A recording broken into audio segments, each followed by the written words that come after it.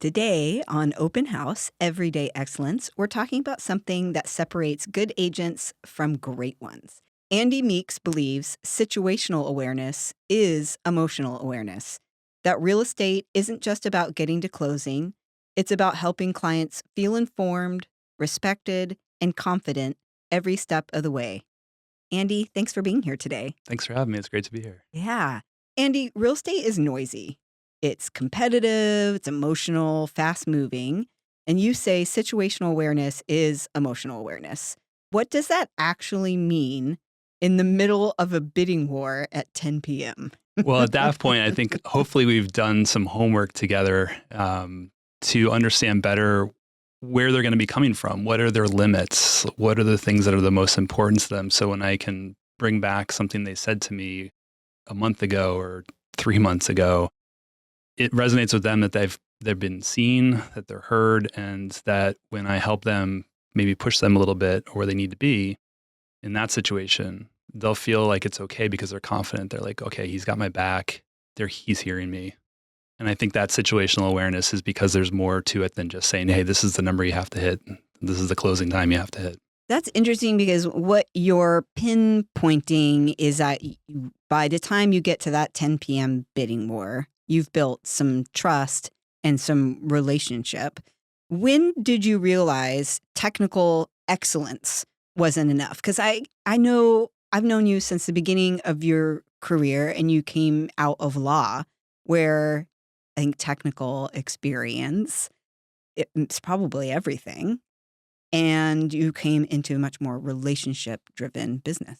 Yeah, that was I think a moment in my career where I realized I had to grow. And for the first several years, getting myself launched as a business, I leaned heavily on that background I had with awareness around negotiations and the more technical side of things. But the law doesn't teach you about emotions. And so I'm not unemotional, but that's just wasn't the way my brain was wired. And so as I got better at this, and sometimes there was some awkwardness with clients where I wasn't hearing what I should hear or say what I should have said just to get them to the finish line. I think that took me 4 or 5 years in before I realized like the magic was getting messy and the things that were more challenging that we don't see on the surface. And I imagine that's the opposite of the message that you got in law school. 100%. And so you were focused on doing everything right. What do you think you were missing? I think I was missing literally just slowing down and being present with my clients. Like I was a good listener from the start because that for me was detail. That for me was going to be more information I can use further on. And there's some part of connection there, and trust was really important to me. But I think there's a part where it's hard to put into words exactly what it is, but it's more of your presence with that person. And if they're having a hard time, when emotions do get messy, then you want to be able to sit with those comfortably and be able to respond in a way that to them feels like you're there with them. Yeah, creating a team. Yeah. What did a transaction look like when you were operating without emotional awareness? And I don't want to say that you came right out of not, No. but I know for you there was a real shift in your awareness in working with clients. I think it was really just timeline based and what's the to-do list. My life, I love to-do lists. And so this became one big complex to-do list. And what are the things I had to do to get them to the next gate? And I call that with my clients, like, let's get to this gate, let's focus on this thing, and we'll get to the next thing. So it was really much more process oriented. And I would listen to them if they had concerns, but I don't think I was really hearing them in the best way. I don't think I think all those clients from those days, call them the before better emotional awareness, they wouldn't say that I was cold or sterile, but I just think I didn't have that thing that I now have, that special, more connection to them. Was there a moment or a client that forced you to change? Like, what was the aha moment? There probably was, although I can't pinpoint it now. I think have been some since I've been more emotionally aware where I realized I'm so glad that I've been able to like sit with this in this way. It probably was more of an evolution of just small aha moments of like, okay, I can do this. And like, I'm confident. I think when you're confident in your business and yourself in that situation, you show up more like yourself. And so for me, it was a natural progression. I didn't really have to do much more except just to listen better and be able to be vulnerable. I think that was the other part too, is like sharing with them when I was able to say, I don't know that question. Let me find out more. Or, you know what, that's a good point. I didn't think about that. I think this is really important for new agents to be hearing because I think we all enter into anything we do with natural strong suits. So it makes sense to me if your strong suit was the technical skills, the expertise on negotiation, that you would jump in full board with this. But as you get more confident, that you could lean in also with some of the softer skills that you were developing as you worked. Right. And I think that's what any kind of career arc probably looks like, is to fill in the things that you're not good at, lean on what you are strong at. And for me, that was the thing that was most helpful to be a better agent, was to just be more emotionally aware. When I first started saying that to myself or to my clients or to my wife, it didn't resonate with me even, because it sounds like, well, yeah, but you're still a real estate agent. You still need to get to the finish line. But as I talked about it more and spoke it into existence, it just felt right. And were there any specific exercises or skill building that you did that helped you develop that? I don't think so. I think I've always been pretty emotionally aware of myself. I'm very self-aware ever since I was a kid. So I think it was really just more like merging the personal and my business. I think for a long time, I've always separated out business and personal. And this work is personal when you're doing it the best way, I think. And that's the way I wanted to do the business. You can do it all sorts of ways. But I think just being comfortable in my own skin, like fully embracing who I am. I have been thinking a lot recently actually about this idea of permission, like giving ourselves permission to show up as our whole selves. Or for me recently, I've always been a very high energy person. And as I approach 50, as my body changes, is giving myself permission to rest and seeing it as just as important. I'm a weightlifter, so recovery is just as important to building muscles as actually doing the reps. But there's something in me where, when my natural inclination is to push, is like, how do you give yourself that permission to rest, to be, and you have to give yourself permission to be uncomfortable. That's a good challenge for any of us. I think I'm also just turned 50 recently. And I think for me, it was a reevaluation of what are my priorities. And I think that recovery, my self-care, being comfortable, not being productive all the time, that's one of the biggest ones. I always want to be doing something that's moving something forward. For me, that was one of the biggest ones. And it's okay just to sit with whatever you have at that moment. And that might be moving things forward more than anything. Exactly. It's so weird. Do you think newer agents hide behind the process because they're scared? And it feels like that's a little bit to what you were saying, like you were hiding behind the technical. Well, everybody's different. We Yeah. all come into this with different backgrounds and skill sets. And I think there's some people, newer agents I've seen, who lean into the emotional and the personal while they're still learning the mechanical side of the process and all the different pieces of what makes a house, all the systems and how do you negotiate and all the different vendors we have to find. Those are other things that, take time. So I think it depends on where you're coming from, what your background is really a big part of that. How do you assess when you're sitting with a client how they process information or what their specific needs might be? That's for me the key in this, in trying to not just feel emotional and feel feelings. It's really to like draw out from them, who are they? What are their hopes and dreams, which we always focus on, but what are their fears or what are their limits? What are the things that they're nervous about? And so early on in the process, I'll just tell them when we first meet, this hour is yours. I want you to tell me what your thoughts are. I'll have questions, but I'm not going to guide this conversation. And I think they tell you a lot about who they are in those moments. And then when we first look at houses, someone might show up with a clipboard and have their floor plan already, download from the listing. You're like, okay, this person's very technical.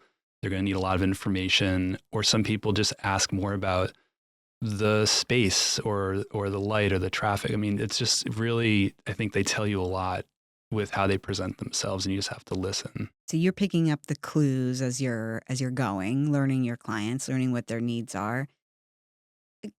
Can you give me two client archetypes and how you'd communicate differently with each? Like you mentioned that you've got your clipboard Right.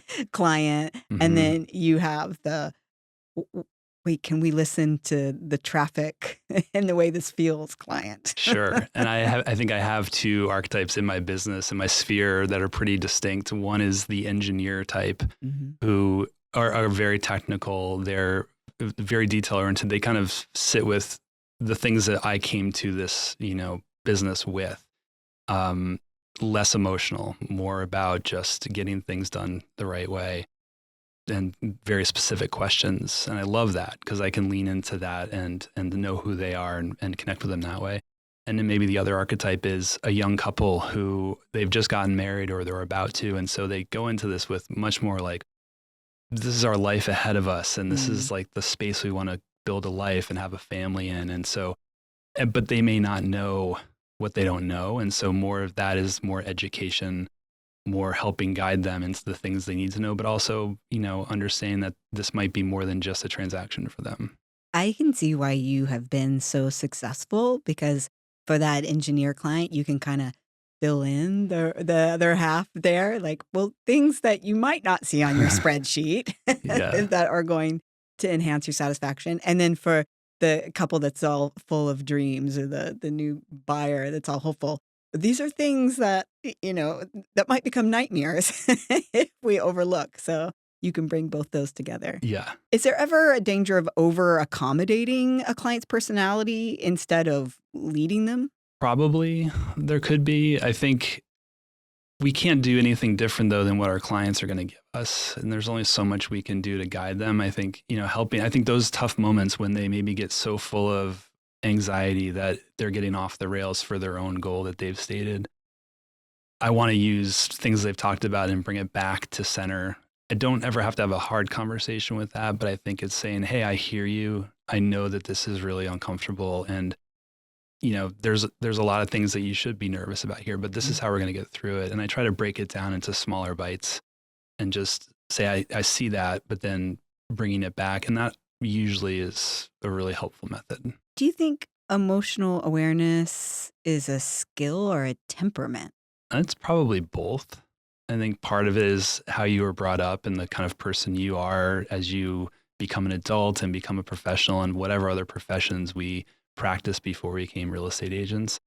And then part of it is, like, for me, more is learning how to tap into that temperament and to practice the practice of it, I guess. Because Mhm. there's an inherent emotional awareness, and then there's, how do I put this out into the world and interact with other people in a way? Do you think that someone who isn't naturally emotional intuitive can succeed in this business? I mean, it's a real heavy service people Yeah. business. Absolutely. And I Mhm. think we see lots of people, agents like that out there that's a business for them. And for them, it is about efficiency and it's about process and it's about doing what those clients need. But maybe for those agents, the emotional side isn't as important to them. You can still get the job done. And there's probably more of those than focus on the emotional side. But for me, it's just part of who I am. Like, I couldn't not be that way. And so I think it really is, it's a choose your own adventure, but it really is, if you're true to yourself, you'll find which side of that coin you end up on. Do you think the results can be as good for the client if it's just purely process? That's probably the difference maker. And I Yeah. think that might be the piece that I realized as part of my growing, one of those aha moments that you mentioned earlier, is that I want my clients to feel good at the end of the day, not just we have our keys. And I have a referral based business. And so for me, seeing those clients come back to me over time to ask questions or to know they can trust me 100% or to ask them to sell that home, for me, that shows that that's a long-term strategy, business strategy, Yeah.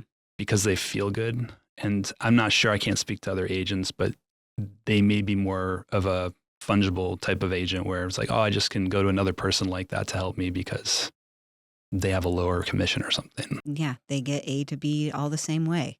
Right. Exactly. Yeah. What do you do when a client's emotions are actually sabotaging their own success? Do you have an example of that? Yeah, I have a couple examples of that. Recently, I had a client who we found out in the inspections that there were rodents in the crawl space. That is something that we've all encountered and that we can deal with.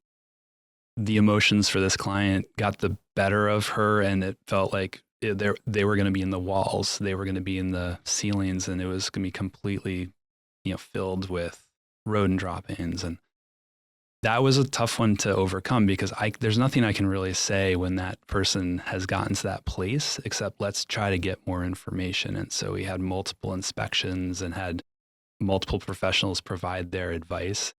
And it took probably 2 weeks to work through that. I felt like there's only so much I could do in that situation. And if that was something that she needed to walk away from that, that's what we'd had to do. So that's one of those that where you just kind of do what the best you can, because there's a limit to how much we can really influence. Those are moments too that I think for us as real estate agents, we all of a sudden become aware of how much experience we have because you know that you're going to be walking her through. I've come very, very few homes have I gone through an inspection and there's not evidence of rodent at some time or a dead skunk or all the things, squirrels in the walls. Um, and so you have to slow down and be with. I mean, I remember the first time I had a rat run up on a sewer line inspection right to the camera. It was a little shocking, and you find out, oh, our sewer lines are actually rat highways all through the city. Yeah. But as a new buyer, they have this blissful ignorance that they don't know any of that stuff.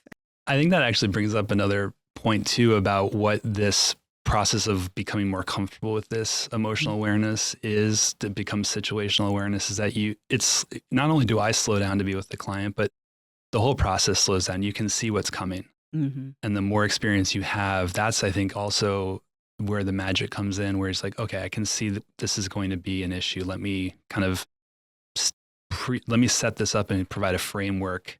So when we get there, we're already kind of partway to the solution. Yeah, you get the client enough information to make a good decision. Right. And that they're confident. And when you're newer, everything comes so much faster. You can't prepare them the same way.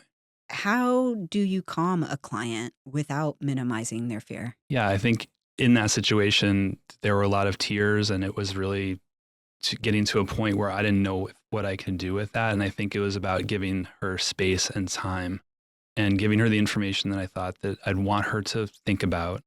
And to give her a timeline is like, we need to kind of figure things out. So, take a day or two.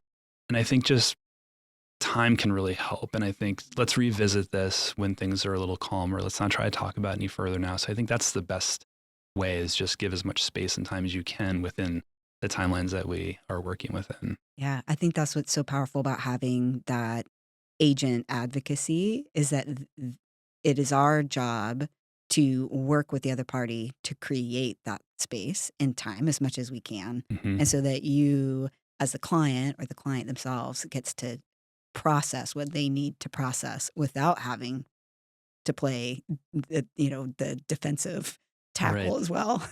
Yeah, for me, like the interactions with our agents is another interesting aspect of this. I came into this more, lawyers are antagonistic. They're trained to be kind of win the argument. And so I probably had a little bit more of a defensive posture with agents, my co-op agents in earlier days. And in a situation like this now, I'm able to feel comfortable that I'm not giving up a client's leverage by saying she's really nervous right now, and that we need a day or two because this is overwhelming. And hopefully your client and you can understand that. And I think that provides more clarity for all the parties, but it also probably provides even more power for our side because it's like, that's what we're working with and that's the reality. So that's the other part of it, is the interagent kind of vulnerability and comfort with that I've gotten better at. Yeah, the working together to get to the same goal rather than ultimately trying to get one up over Right. one another. Have you seen a direct link between emotional awareness and repeat business? I mean, you were saying earlier that you feel like people are coming back to you because they're like, I can trust Andy.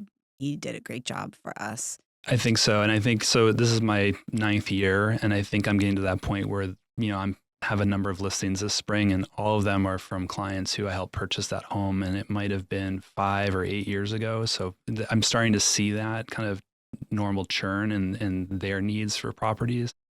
But I think the one that I see more consistently over time is just the referrals that I'd get. So like, he is a great agent because he's going to listen to you, and he's really good at, getting you bids, and he's really responsive, and he's clear in his communications. And for me, those referrals, and I just went through this yesterday to clean up my database. I'm seeing all the different referrals and the links to that. And like, that felt really good. And I think that is an indicator of that this business, it's good business. It's also, I think one of the things that new agents often really overlook is how profitable a business like that is and efficient. And not to boil everything down to dollars, but if we were talking about building a business, one that's reliant on mass marketing and an effort to always be looking for new clients and get through his clients as quick as you can because you're servicing them from, Zillow leads and you're paying high referral fees out. The power of slowing down and creating those deep, deep connections and playing the long game, just so much more profitable. There's so much less work in my mind because I think in a transaction, if you're going 0 to 100, it's 0 to 90 to build trust. But if you already have trust, you're just at that top 10%. You already have that momentum with Yeah. them. Yeah, I think that's a really good point. And I think for me, that's how I've always tried to run my business. Is I'm pretty lean with marketing. I love efficiency in the transaction and with my business, and we all want to try to work less, but I'm willing to put in a lot of work up front to then in the future have to do less. And for me, the long game really is where I always sit with. If my client walks away in that situation because she was too nervous, that's okay. We'll get to the finish line later. And I always wanted to build my business based around my life and who I am, and whatever business came out of that was the business that I was going to have. But I knew I was doing it that was very faithful to who I am. Mhm. And I didn't know what kind of business I wanted. I just wanted to be a business that was really rooted in what felt right. If someone is hyper efficient and closes a lot, but lacks emotional awareness, do you think they can still build a strong referral business? That's a really good question. I don't know. I think that by the nature of the volume that they're doing, they're not focused on maybe those referral activities, or they just realize they just have to, it's a numbers game, and that they have to get 500 leads to get, 40 clients or something. I don't know. So I can't answer that question, but maybe not. Okay, I've got some rapid fire questions for you. In your mind, and you've mentored here at the company, you've seen a lot of agents get in and out of this business. What's one thing agents should stop doing immediately? Oh man. Trying to have an answer for everything at all moments. One question every agent should ask every new client. What's the best thing? What's the most important thing I can do for you that I haven't asked? That's a great one. One sign you're not as emotionally aware as you think you are. Just missing cues that they're giving you of their anxiousness, and you're just so focused on the end game that you just blow right by that stuff. Andy, this is so good. Situational awareness isn't just about reading the room. It's about honoring the human in front of you. You do that so well. I definitely been sitting here thinking if we can slow down, listen well, build both clarity and confidence, we just don't get to closing, but we build relationships that last. I just want to thank you for sharing your perspective and reminding us what everyday excellence really looks like. Oh, thanks so much, Janelle. This is great. Yeah, thanks for coming. Thank you.